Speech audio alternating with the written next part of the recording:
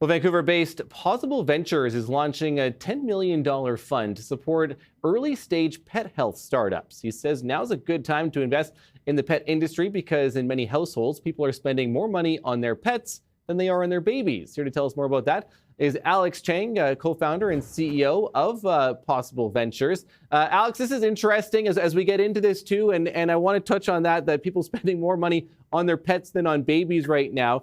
But where are these opportunities for you and for this in order to invest for people that want to take good care of their pets?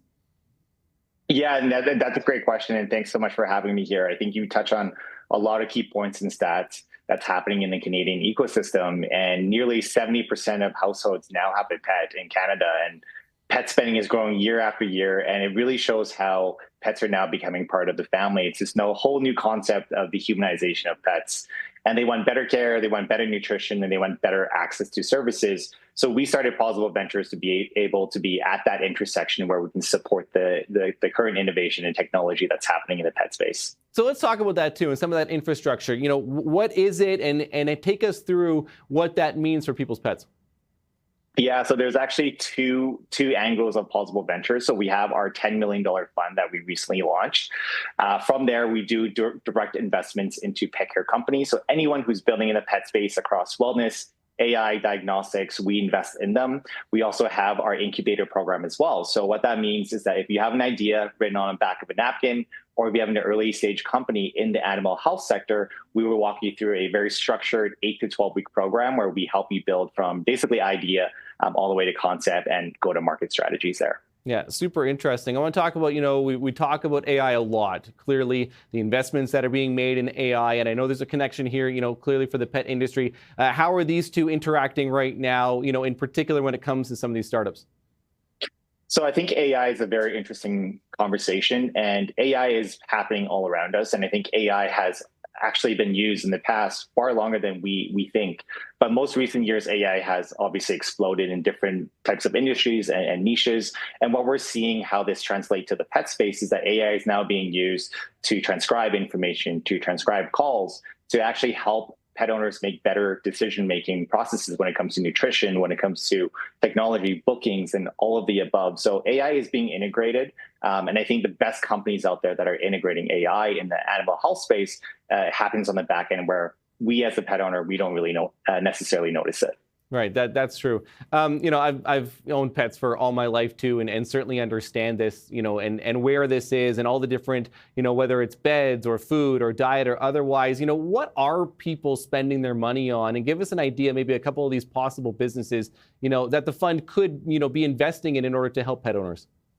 There's one, and that's a great question. There's one industry that I'm really hopeful will come to the market in the next couple of years, which is this whole concept of the unification of pet services.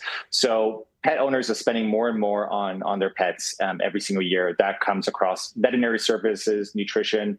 I think we're all looking for better access to care, better nutrition, better services. And the whole premiumization of everything that's coming onto the market. So we're seeing lots of innovation in wellness, lots of innovation in bookings and grooming, just a ton of services. The last couple of weeks, I've met with over 100 companies globally, and it's just showing that demand is happening in this space. That is pretty wild. Those are some wild numbers, I think, right? For being able to talk about how many companies are out there that are trying, to break into this industry, because you touched on it.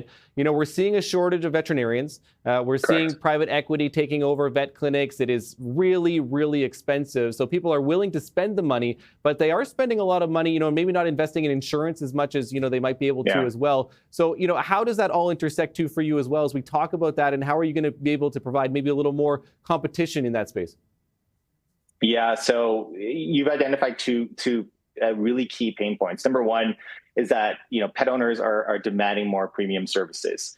On the other side, when we're looking at veterinarians, they're under huge pressure. They're understaffed. There's a huge shortage of them. So Pawsible Ventures lives literally right in the middle of that intersection, where we're not only investing in companies that are solving both sides of the market, but we're also investing and also co-building companies internally as well. You touched on a point on insurance, and I believe in North America, the percentage of pets that are insured is roughly 4 to 5%. And we definitely want to be able to support innovation in that space and get that percentage way higher. Yeah, and how would you do that in insurance too, in particular? Do you have any ideas, at least at this point? Because I'm curious about it in particular, with how expensive and those rising vet costs in particular. Yeah, so I think one of the main pain points when it comes to pet insurance is that a lot of pet owners don't necessarily understand the policies. First and foremost, there's hundreds of pages of documents that you have to read through as a pet owner. And then secondly, I believe that pet insurance is getting to a point where it's a couple $100s a month, where it is very expensive for a pet owner. So where I see opportunities there is making policies extremely easy to understand. And then also secondly, making sure that the insurance rates are affordable for an average Canadian household. And for you too, you have some talk about your backing getting into this as well, the significant investment, because this is a huge business, right? As I read, like $250 billion business in order to, start supporting, some of the businesses in this world in particular. Yeah, so I actually spent a lot of time in the pet space. I was actually one of the co-founders of a company called Betsy, which we built in 2019, pre-pandemic. And that was one of the first telemedicine companies in Canada. And over the last 6.5 years, I've noticed significant gaps, not just in the virtual care and telemedicine space, but everywhere in the pet space. I think oftentimes pet health lags a little bit behind human health. And when we're seeing the innovation that's happening in human health, we notice that there's this big lag of, a few years behind human health. So we really want to bring that up to par and up to balance with what's happening on the human health side. Alex Chieng, co-founder and CEO of Pawsible Ventures. Appreciate your time. It's certainly interesting. Good luck, okay?